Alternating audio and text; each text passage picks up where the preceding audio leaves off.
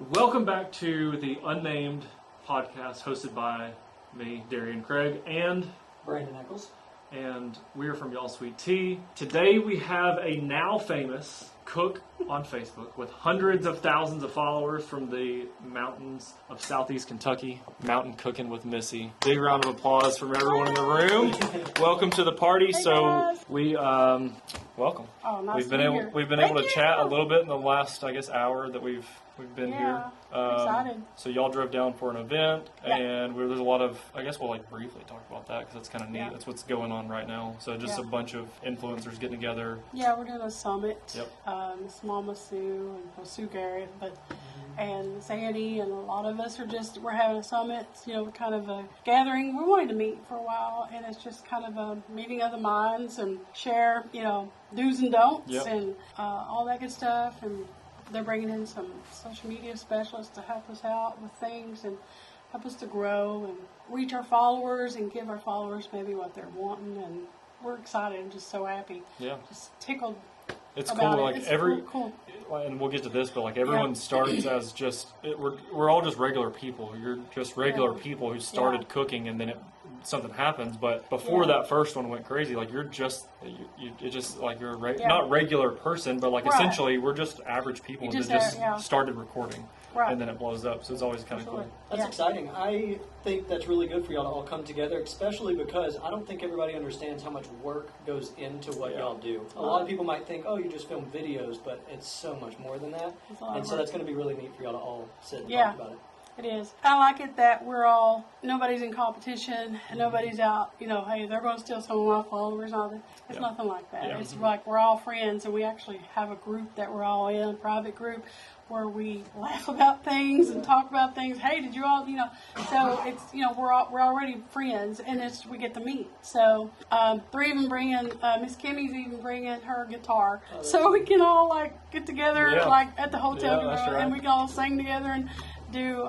It's just, we're excited. Yeah, that's right. We're excited. Very, very cool. So I think that gets me to kind of the first thing that I want to talk about is we reached out to you. I'm assuming, do you remember the date or the month or time period that was? That was 2021. We launched in April. We met with Brenda, started working with us in May. And then I know that we started in that summer together. You were the second person that we had. It was early June. Early June. Yeah, because I know it was actually about the end of May, because we went to Florida in June, and my family and I went on vacation, and you had sent me some. And y'all had all that tea to go down there we took our tea because we were all a bunch of tea drinkers, and we were we had our own pool. We had this house that had a nice pool, and we were just living it up, man. But all the family got to really try the tea, and so that was June. I think we signed on in late May, because by that June we had already started, and I remember taking pictures at the pool. I got my tea. That's right. Yeah. So my, first question is, if we go back to then, so now we're 2 years past that, 2.5 years past that. That is in summer of 2021. What was your kind of thought process as an influencer or a lady who's filming herself cook in the kitchen? What was your followers? What was your goal? Did you think you'd be where you're at today, or just kind of walk through what was it back then? What was it like back then? Well, no way I thought. If you told me then, I'd be at the following that we have.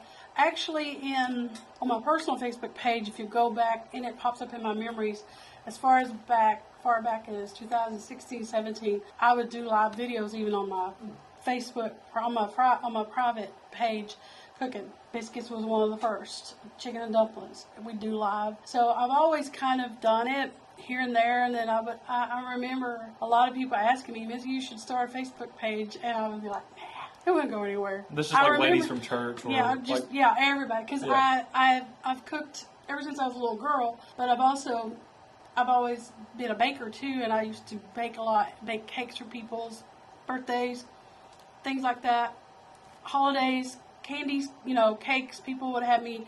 I used to know this woman. She'd hire me every year to make all her desserts because she worked. She said, I don't have any time and I don't bake, so for Thanksgiving and Christmas, you make all my desserts. So I was always encouraged by people to make a page But I always kind of thought, nah, they never go anywhere. Nobody watch it. Yeah. I really didn't think. I guess I didn't really have the confidence in myself, or I don't know. I just didn't. But so in 2020, I'm just like, I'm going to go for it. I'm just going to start a page and just start the page. And so you'll want to guess what the original name of Mountain Cocoa Missy was going to be. I should have done my homework. I don't either. I actually thought, and I'm glad I didn't, but I thought about just calling it Holler Hit Cookin'. Because, I'm from Southeast Kentucky. We no longer live in Southeast Kentucky. We still live in Kentucky. We live in Northern Kentucky near Cincinnati. But there's a lot of people in that area from down in Southeast Kentucky because people moved in those areas to work. So that's basically what got us there. So the original name, I'm like, what did I do? Because I wanted to kind of Holler Hit Cookin'. Because you ever heard of a Holler Hick? Throwback shirt. Yeah, I've heard of a Holler Hick. Yeah, and that's what people ever Holler Hick. And I kind of thought about hillbilly cuisine, but I really was on the verge. I remember making the page and just like, what do I had the name in there, and I'm like, I don't know what I should do. And I'm like, then I had already thought about Mountain Cocoa Missy, and I'm like, okay, we'll just go with Mountain Cocoa Missy because I didn't want people to think we were just a bunch of, which we are, but you know how that goes. Some people like to do reality and they just ham it up. Yeah. And we're just real. We're reality, but we're not hamming it up. That's right. What you see is what you get. That's right. So, almost Holler Hick. We should do some kind of spin-off series of Holler Hick. Something like a 5-part series of like, what is a Holler Hick? Here's what we would eat. Your new shirt. What is a Holler Hick? Yeah. That's so interesting, especially talking to other influencers. It's such a similar story that you had people from church or you had people just from the community saying, we love when you post your dinner or post about what you cooked, you should make a page. But I think it's really just that y'all took that step to make a Facebook page and post a video, and then look where it's gone since you made that decision. Yeah, right. I know, it's crazy. Mm-hmm. It really is crazy. You're just doing what you've already done. And I think it's what causes people to fall in love with you, because some people can relate, some people don't know your culture or whatever, but they're interested in it. I'm interested in other cultures. Yeah. I love it, when other people, and besides being a Kentucky girl, I like to eat and I like to cook. I like to cook other stuff too, which I don't claim to know, all about Mexican food or Italian food, but I like to cook it. Yeah. But I think that people love that they can see that you're a real person, of course, but they're also interested in your stories. And that's one thing I do. I share a lot of my stories. I've always done that from the beginning. Every dish has a story. My chicken and dumplings, and tell about my raising and how I went barefooted up in the creek catching crawdads and wanted to eat chicken and dumplings at my Aunt Lucy's house or something. So people love the stories behind what I do, I think. And we've always brought our family in. They like that. Yep. Like those stories are just what makes the meal. Because if you have a following now, or even if you don't have a following, if it's just one person, but you're telling a story, this is where I learned how to do this from, that makes it cool and makes them understand the love that you have for that thing, whatever that thing is. Yeah, it goes beyond food. Yeah, it goes way beyond food, too. Beyond food, it's because, food is what makes a culture. And even in the United States, even in Kentucky, we'll just say Kentucky because that's where I'm from, I can tell you about it. You got Western Kentucky, you got Northern Kentucky, you got Southeast Kentucky, basically like this, like a triangle. But you got 4 hours difference between Southeast Kentucky to Northern Kentucky where we're from, and a lot of people don't even know that Southeast Kentucky exists because it's like 2 hours from the interstate. But I think from the beginning I always wanted people to know that, and I make a reference to Appalachia because it is in the Appalachian Mountains. This is an Appalachian culture. A lot of the food, especially my cookbook, is simple stuff, not a lot of stuff because you didn't have a lot of stuff, but you could take a few things and make something big out of it, and it's just the culture aspect of it. So I kind of like letting people know this is Appalachian culture. This is how you are. This is how we are, and this is Appalachian comfort food. It's not really Southern either. Yeah. A little different. Yeah, a little different. So is that because of access to things, just being in a city. You're not close to those things, so therefore you learn how to do as much as you can with less things. Yeah. Is that the reason of that? Pretty much, you know, even though I'm 54 and there's my mom born in 41, the holler that I was raised, she was literally born on the spot where the house where I was from. Wow.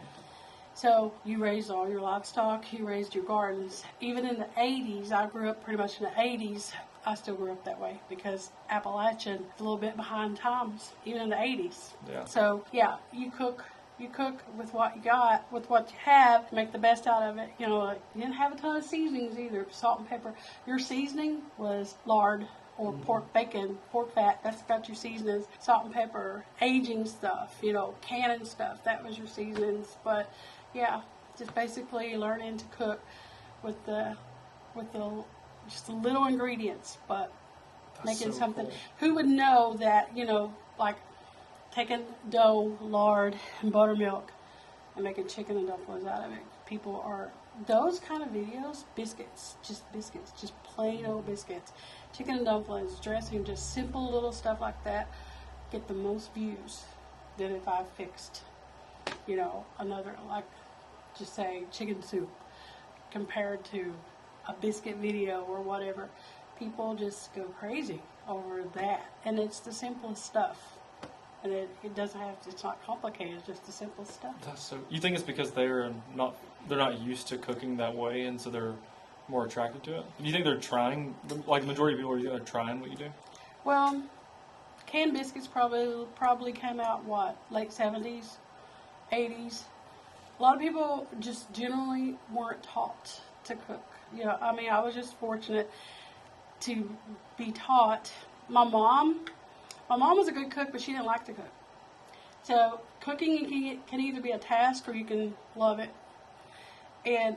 But in her, you know, when she was growing up, she didn't have, you know, a lot of the modern stuff. So a lot of times cooking could become a chore. So people are just, I think, you know, with canned biscuits and things that were instant, and a lot of people weren't taught to cook. And I think nowadays, even younger generations are wanting to learn to cook. You know, like how simple it is to make a biscuit. It's cheaper than going buying canned biscuits, in my opinion, and better for you too, really, because you know what's in it. So I think they just genuinely want to know. You know, and you've got Pinterest, you've got all this stuff that people are making everything in the world, and it's not just older people, it's younger generation. My daughter's 20, look at her, she can cook. So I think they're just genuinely interested. I want to know how to do that. We're in the land, DIY is all over the place, so people want to know. That's cool. And the whole story is really neat, where just starting from, like, being where you're from, it's not like you went to school to learn how to do cameras and how to do PR and marketing, and then that's what blew you up on social media. It was just using what you've got, figuring out an iPhone, which is sometimes pretty difficult, but now it's easy enough we can figure it out. But it's like, I'm just going to start this and just talk about what I know, and now we're a couple 100,000 followers away from those conversations. I mean, for years, people have seen so many fake things, I think. People just want real. And I've always said that. You know, I've dealt with a lot of people through the years. I've done a lot of things. I've taught school, believe it or not. And I've dealt with a lot of people. But when it all comes down to it, people just want real. And people relate to real. They want somebody that they can relate to, of course.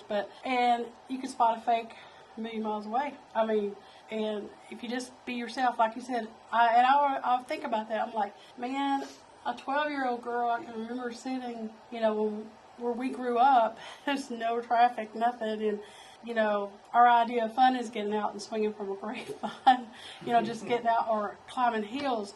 But who would have thought that I could take salt and pepper, aging stuff, you know, canning stuff, that was your seasons. But yeah, just basically learning to cook with the just the little ingredients, but making something. Cool. Who would know that, you know, like taking dough, lard, and buttermilk and making chicken and dumplings out of it? People are, those kind of videos, biscuits, just plain old biscuits.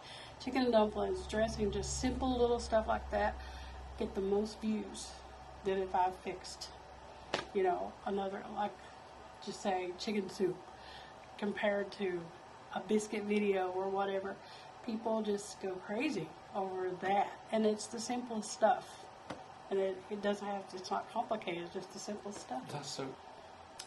How I was raised and my memories, of, hog killing time, chicken, how many people know how to pluck a chicken? How many knows every time I've never plucked a chicken on video yet?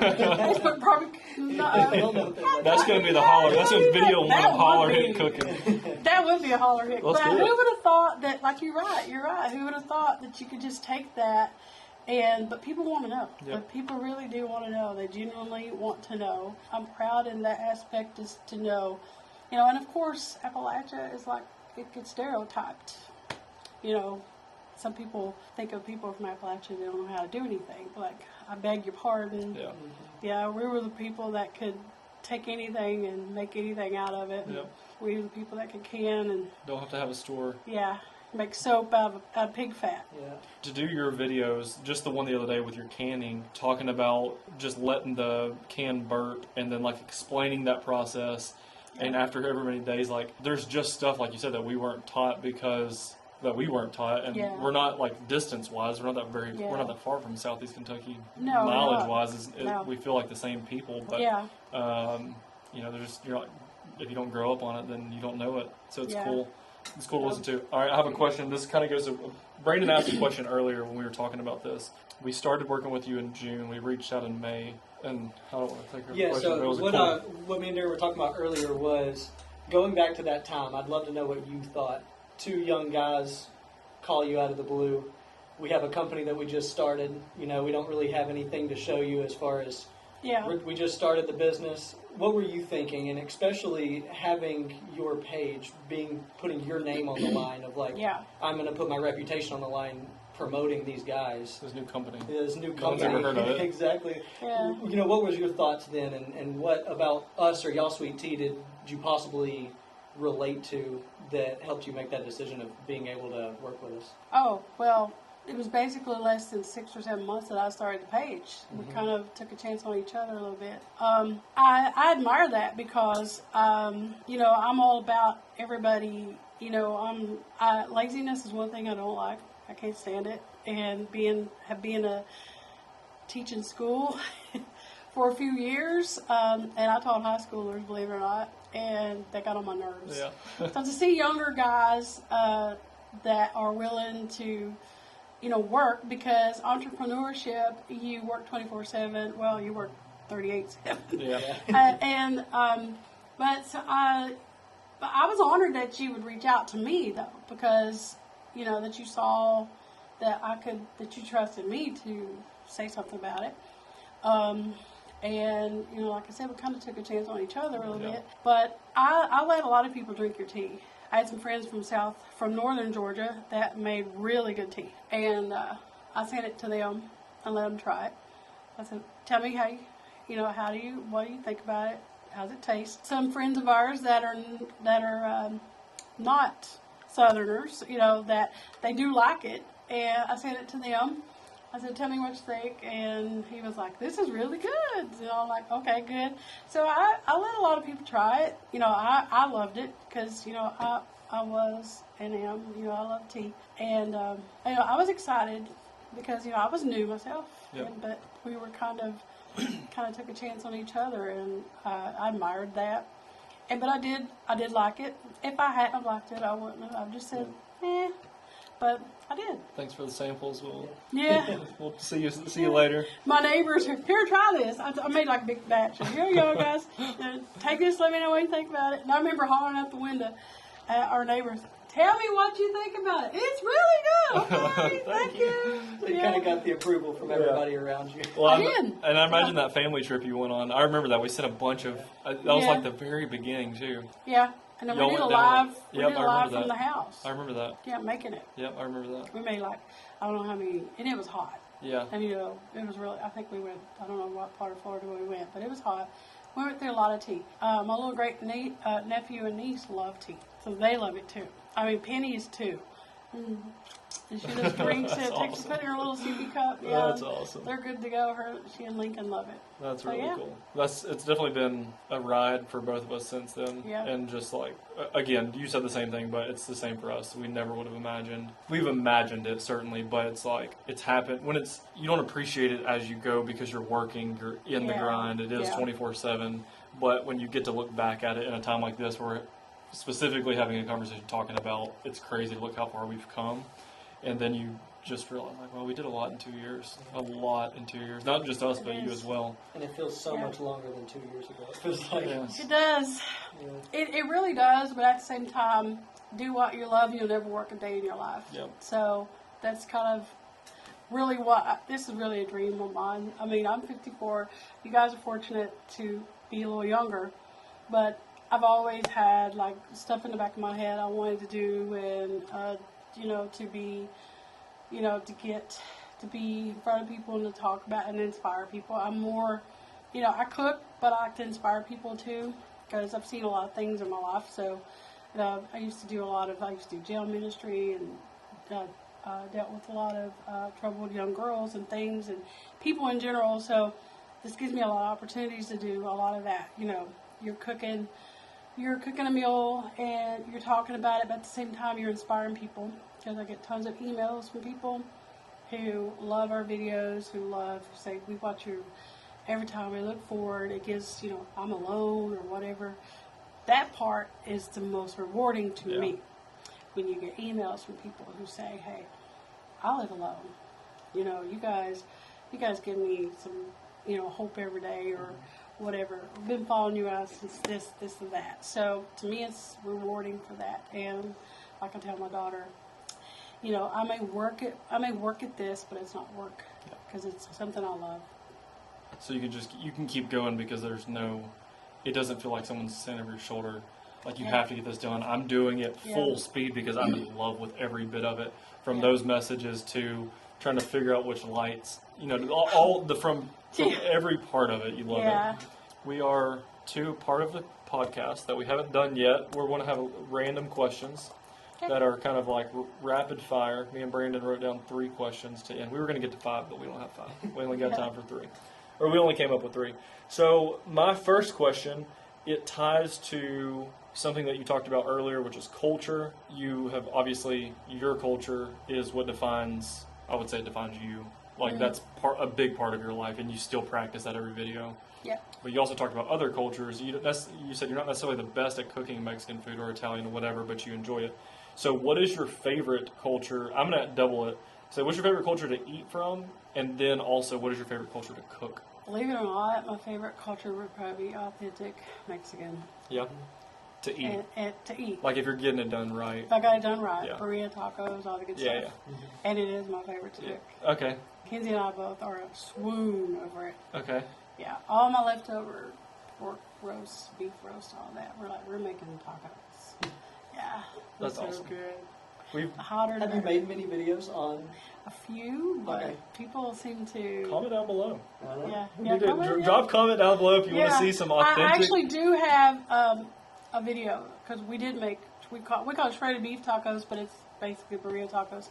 And we made them in a crock pot. Okay. Yeah, it's been a while. We've made a few things, like on the Blackstone, like when we do a griddle videos. Gotcha. Yeah, so good. So, next question. So, say you were invited to a church function or The family. a family event. Yeah. What is your most requested meal or dish that people ask you to bring to those events? Oh gosh, it's according to what it is. I'll just say, for instance, mostly from the past homecoming dinners, I was the cornbread dressing maker, chicken and dumpling maker, hot roll maker, and dessert maker. What's your dessert? What's your number one dessert? Usually I'll usually make like a triple decker, really dark chocolate cake with buttercream frosting and all that stuff. Yeah. You've done videos on that, like when you were actually cooking it for an event and you made it on video to take to that event. Homecoming dinner, Yeah, I remember that. That's one I've put in a few contests too. Yeah. Interesting. Yeah. We need to do our own contest. Yeah. Sugar cake here, and then we'll see what we think about it. That's the one that I've made a lot for people, just in general. Hey, for my birthday, can you make this for husbands, like friends of, that their husbands, and message me, her birthday is this, that, will you make that cake? Gotcha. Yeah, that's probably my most requested. Really? I need to go back, watch that video, and then I need to make that cake. Yeah, that cake. Yeah. Okay, final question for this little round of questions. We're going to come up one day on our podcast. We're going to have some cool game show song that comes on. You should, yeah. Banner of the thing goes around the top. Welcome. First, yeah. So last question, because I get sidetracked easy. If you had to pick a perfect meal, what would it be? And my thought for this question was, if perhaps I don't even like to think about this, but you're in prison, your last meal that you ever get for your whole life, and you get top to bottom, and you're not going to get full off of the appetizer. So we go appetizer, meal, dessert, drink. What is it? Okay. If it's anything. Okay. And they don't have to match either. I don't have to match. All right. Appetizer would be a good smoked spinach dip. Mm-hmm. Main course would be probably, a good medium rare ribeye steak. Got to. With a loaded baked potato. Salad with homemade ranch dressing. It's got to be homemade. Loaded baked potato is one side, but you get two sides. The salad don't count. Some good old green beans mixed with some fat back in them. Done right. Done right, yeah. What's next? Dessert? We got bread, cornbread. Cornbread over dinner roll. Crusty cornbread, yeah. I love dinner rolls, but cornbread. Cornbread is my favorite. I love rolls too. Dessert would be, oh my gosh, it's hard to tell. I'm a chocolate girl, but I don't know. I love a big old slab of peanut butter pie too. So would that be? Would you make all of the things that you just said, or would you try and you'd find the best one of all of those things? Oh gosh. How many of those would you want to be the one to cook, or would you want them done for you? Oh gosh, I don't know. Oh gosh, I guess I tell you, let me in the kitchen, let me cook it all, let me eat it. I guess. I don't know. Kenzie can she can duplicate a lot of my stuff. So. Yeah, well that's good. Yeah. Okay, so I think that was fun. 3 questions. At some point in time, this is going to be like a game show, right? We're going to have fun out of this, but we're brand new in the podcast. So podcast name is something that's come up, and we asked the fans to comment, and we were going to pick one of their names. You've got an idea. Let's hear it. Y'all talk. Y'all talk is so close to what we have in mind. Y'all talk. Y'all talk is cool. So we were talking about Y'alltown because we're from a small town. Yeah. And a lot of, you're from a small town, Mama Sue, a lot of Miss Brenda. I think a lot of our customers are from small towns. And even if they live in a big city, somehow you can tie a lot of what we do and how we live to us being in a small town. Y'all talk. Yeah, y'all talk. Drop a comment down below. Yeah. If you, we still don't know. We're sitting here doing so this is the 4th podcast that we filmed. We still don't know the name for it, but I think the most important part is we're able to have conversations like this with people who are fun to talk to. Y'all's cute too. Talking y'all. So we're going to do that, but the podcast is something that we want to live on. We want to keep doing them. They're a lot of fun. You can talk to a lot of different people about different things, and then you can even have the same guest back on to go deeper into conversations about things that you haven't been able to talk about. So I think that's a lot of fun. And it gives people another perspective. You see, say, me and Darian on lives, or they see you cooking, but it gives you some of the background. It gives you a different perspective from just what you see on the internet sometimes. Yeah. Right. You're right. It does. Yeah. So, as always in all our videos that we don't know the name for our podcast, we're going to do a sponsor of the video, which is Y'all Sweet Tea. Coincidentally, it's sponsored by us. We just launched these brand new glass mason jars. If you haven't seen them yet, we still have some in stock, but they're selling way faster than we ever imagined. So you can go grab your own set. There's 12. They're perfect for canning. They're good for drinking, crafts, whatever you want to do with them. But they're custom for us, and we're never going to order this same design ever again. So they're also very limited edition. And you can use the discount code PODCAST when you check out. It's going to save you 10%. And one day we'll have a different discount code name when we have a different podcast. We have a real name for our podcast, but for now, enter in the code PODCAST when you check out to save 10% on anything on our website. But we love these jars. It's been an awesome time. We enjoy getting to meet finally in person. Oh yeah, and we've talked on the phone for hours. Yeah.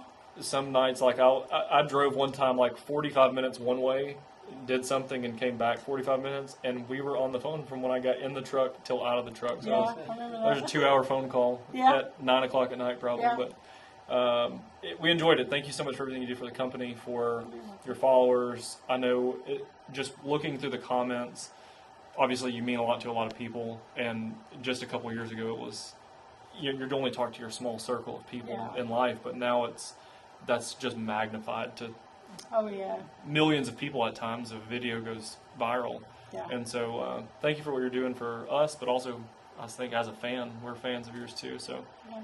Thank you guys. thank you, we do, Welcome. from Thank a you fan guys. point of view. It's been awesome. Yeah. You got anything? No. Well, that wraps up our 4th episode of the Unknown Name podcast. Please drop a comment down below on what you think it should be. We're going to lock this in soon. Another thing that's just to be totally transparent with the camera, we're filming these. We want to build up a little library of videos before we post the first one. So even though you're commenting, this video was actually filmed way in the past, which is a confusing a spider web of thoughts and trying to get things right. But please drop a comment down below what you want us to name the podcast. It may already be named by the time this thing comes out. I don't know. But at least drop a comment down below. Also, drop a comment down below what your favorite story was of Missy, and we're going to ship out a free bag of raspberry tea just for commenting what your favorite story was. And also drop a comment down below of who you would like for us to do a podcast with next. And that's it for the wrap-up of our Unknown Named podcast presented by our company, Y'all Sweet Tea. We hope you have a great day, and we'll see you on the next one.